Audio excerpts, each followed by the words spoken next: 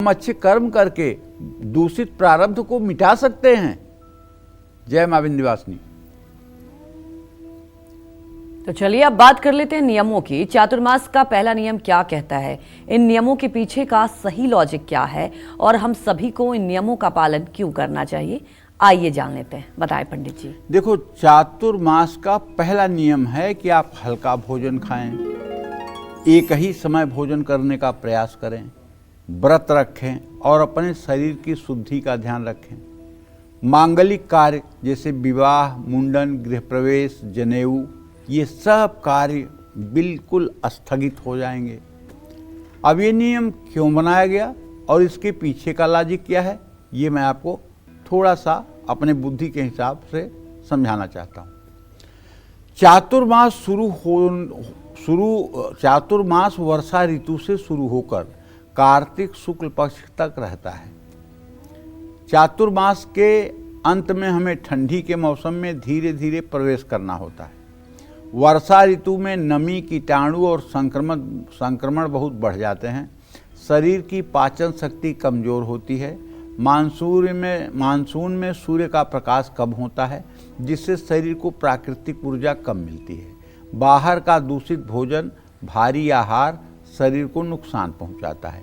उपवास, हल्का भोजन और सात्विक आचरण हमें मौसम के बदलाव के लिए तैयार करते हैं। जैसे चातुर्मास में आपने एक बात सुनी होगी, सावन साग न भादों दही, क्वार दूध नहीं कार्तिक मही। इसका अर्थ ये है कि सावन में, चातुर्मास में पहला महीना सावन का ही होता है, क्योंकि आषाढ़ शुक्ल पक्ष की एकादशी तिथि जो कल थी, कल से ही चातुर्मास शुरू हुआ है। तो 5 दिन के बाद सावन महीना शुरू हो जाएगा। तो सावन में साग माने पत्तेदार सब्जियां, उनको नहीं खाना चाहिए। क्यों नहीं खाना चाहिए? उसके पीछे लॉजिक ये है कि जब बरसात होती है तो वो कीटाणु जो है पत्तों के ऊपर आ जाते हैं। इसलिए हमें साग, पालक, चौराई, मेथी, इन सब सब्जियों को पूरे सावन महीने त्याग देना चाहिए। भादों दही, भादों के महीने में दही नहीं खाना चाहिए, क्योंकि इतने विषाणु दही में सम्मिलित हो जाते हैं जो स्वास्थ्य के लिए बहुत हानिकारक होते हैं। इसलिए पूरे भादों महीने में दही नहीं खाना चाहिए। आश्विन दूध, क्वार आश्विन के महीने में दूध का सेवन नहीं करना चाहिए। दूध में भी इस तरह के तत्व मिले होते हैं जो हमारे शरीर के लिए हानिकारक होते हैं। कार्तिक मही, कार्तिक में कोई भी दाल नहीं खानी चाहिए, चाहे वो अरहर की दाल हो, चाहे मूंग की दाल हो, चाहे मसूर की दाल हो, दाल नहीं खानी चाहिए। तो कार्तिक के महीने में ये नहीं खाना चाहिए, इसका हमारे शास्त्रों में विधान किया गया है। क्यों किया गया है? सनातन धर्म का अपना इसका एक लॉजिक है जो मैंने आपको बताया है। जय मां विंध्यवासिनी। तो चलिए अब बात करते हैं मिथुन राशि की। देवउठनी एकादशी तक यानी 1 नवंबर तक मिथुन राशि वालों को श्री हरि की कैसे पूजा करनी चाहिए, क्या भोग लगाना चाहिए और किन चीजों से बचकर रहना चाहिए, आइए जानते हैं। मिथुन राशि के जातक 1 नवंबर 2025 तक भगवान श्री हरि विष्णु को तुलसी, इलायची और मिश्री, इन सब वस्तुओं का भोग लगाना चाहिए। ओम नमो भगवते वासुदेवाय, इस मंत्र का यथासंभव जप करना चाहिए। चातुर्मास में गीता का पाठ नित्य करने से बहुत लाभ मिलता है। गीता सुगीता कर्तव्या किमन्य शास्त्र संग्रह, जिसने संपूर्ण रूप से गीता को आत्मसात कर लिया, उसे चारों वेद, 6 शास्त्र, 18 महापुराण की कोई आवश्यकता नहीं,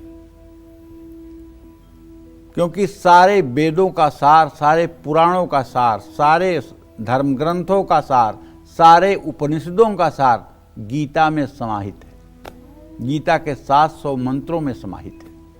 इसीलिए वेदव्यास कहते हैं, गीता अध्ययनशीलस्य प्राणायाम परस्य च नैवं सन्ति पापानि पूर्वजन्म कृतानि च।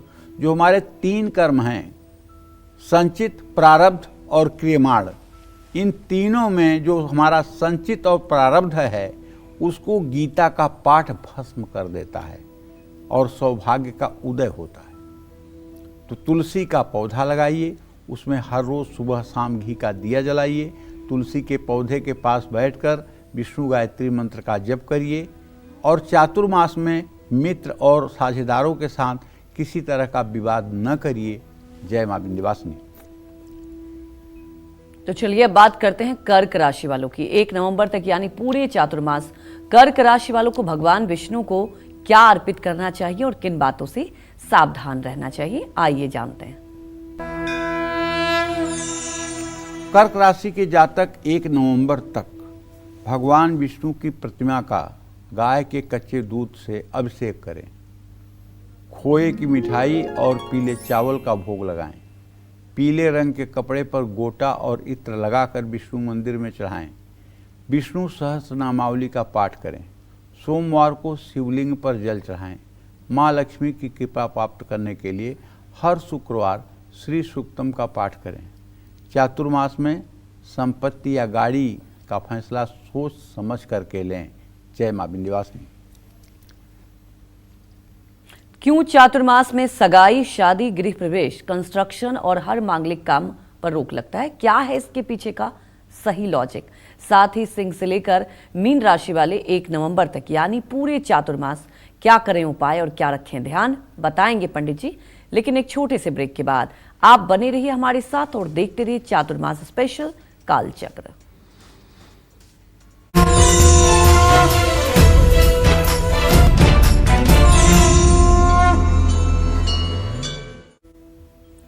ब्रेक के बाद आप सभी का एक बार फिर से स्वागत है चातुर्मास स्पेशल कालचक्र में। आज हम बात कर रहे हैं चातुर्मास की, जिसमें कोई भी शुभ और मांगलिक काम मना होता है, फिर चाहे वो बच्चे का मुंडन हो या फिर गृह निर्माण हो, बेटी की सगाई हो या नई गाड़ी खरीदने का समय। आखिर क्यों चातुर्मास में शादी, कंस्ट्रक्शन, गृह प्रवेश और हर मांगलिक काम पर रोक लगती है? क्या है इसके पीछे का सही लॉजिक, आइए जानते हैं, बताएं पंडित जी। देखिए, चातुर्मास में यात्रा करना और गृह प्रवेश तो वर्जित है, लेकिन नूतन गृह प्रवेश वर्जित है। नया बना हुआ घर में प्रवेश करना वर्जित है। अगर कोई पुराना घर आप खरीद रहे हैं और उसमें प्रवेश करना चाहते हैं तो उसका तो मुहूर्त है 21 जुलाई को, पंचांग में लिखा हुआ है, शास्त्र सम्मत है, आप कर सकते हैं प्रवेश। लेकिन जनेऊ, विवाह, मुंडन, ये सब कार्य 1 नवंबर तक मना रहेंगे और विवाह का तो निषेध है ही है। इसको आप, इसकी जो लॉजिक है वो जान लीजिए। वर्षा ऋतु में पर्यावरण सबसे ज़्यादा संवेदनशील रहता है। ज़्यादा मानव गतिविधि जैसे यात्रा, निर्माण या विवाह से प्रकृति को नुकसान हो सकता है। चातुर्मास में यात्रा और मांगलिक कार्य पर रोक लगाकर पर्यावरण की रक्षा भी होती है और संसाधनों का संतुलन भी बना रहता है। यानी एक तरह से पर्यावरण संरक्षण की ये पौराणिक विधि भी है। जय मां विंध्यवासिनी। तो चलिए अब बात करते हैं सिंह राशि वालों की। पूरे चातुर्मास यानी कि 1 नवंबर तक सिंह राशि वालों को भगवान विष्णु को क्या चढ़ाना चाहिए, किस मंत्र का जप करना चाहिए और क्या सावधानी बरतनी चाहिए, आइए जानते हैं। सिंह राशि के जातक 1 नवंबर तक भगवान श्री हरि विष्णु को